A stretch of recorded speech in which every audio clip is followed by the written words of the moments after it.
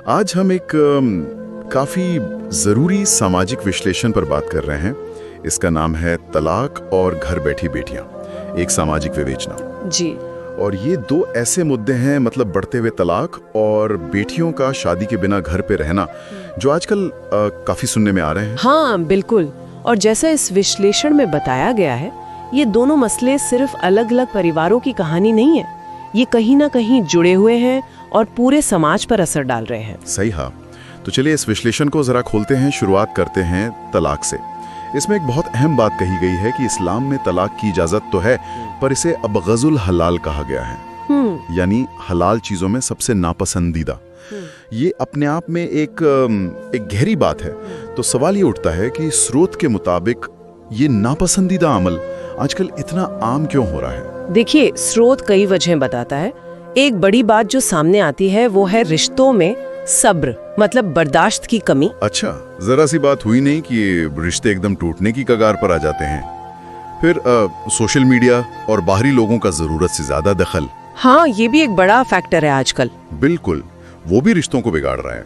कुछ मामलों में मर्दों की गैर जिम्मेदारी या मान लीजिए बेरोजगारी, और हाँ वो सास बहू वाले झगड़े, वो तो खैर पुराने मुद्दे हैं ही।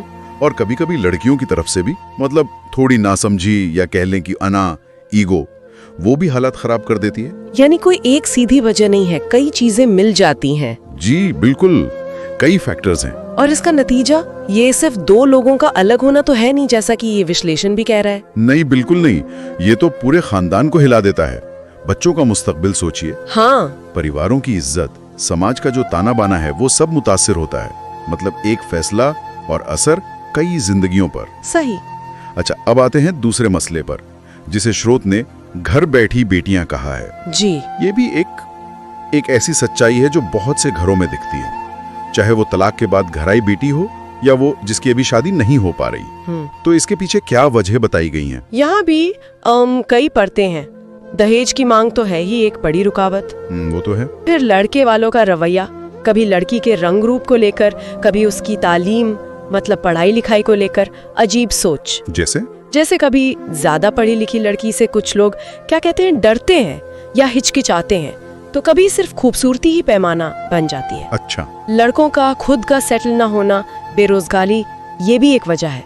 और हाँ, एक समाज का दबाव भी रहता है कि भाई उम्र बढ़ रही है, अब अच्छा रिश्ता नहीं मिलेगा।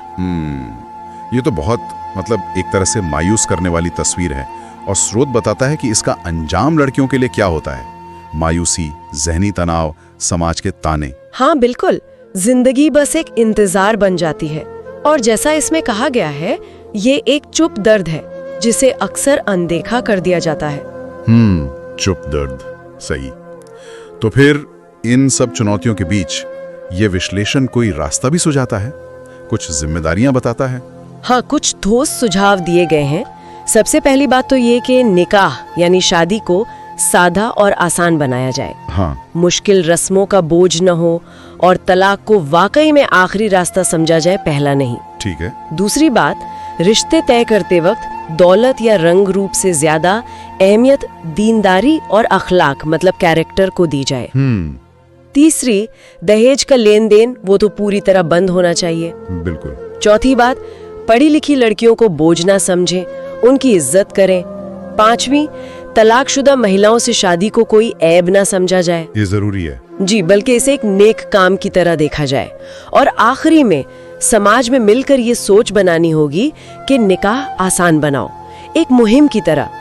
तो कुल मिलाकर इस विश्लेषण का निचोड़ यही लगता है कि हमें शादी और तलाक दोनों को लेकर अपनी सोच, अपनी रस्मों रिवाजों, अपने रवैयों पर दोबारा सोचने की सख्त जरूरत है। बिल्कुल।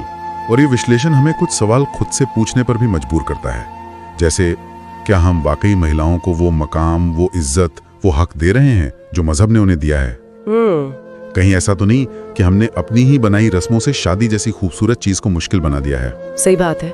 विश्लेषण की जो आखिरी बात है वो एक तरह की चेतावनी लगती है जी, कि जब तक तलाक को हल्का और निकाह को भारी समझा जाएगा और जब तक बेटियों को घर बिठाए रखा जाएगा, तब तक समुदाय की बेहतरी मुमकिन नहीं है। हाँ, ये वाकई सोचने वाली बात है कि कैसे हमारे निजी फैसले, शादी हो या तलाक, पूरे समाज की, समुदाय की सेहत से जुड़े हुए हैं।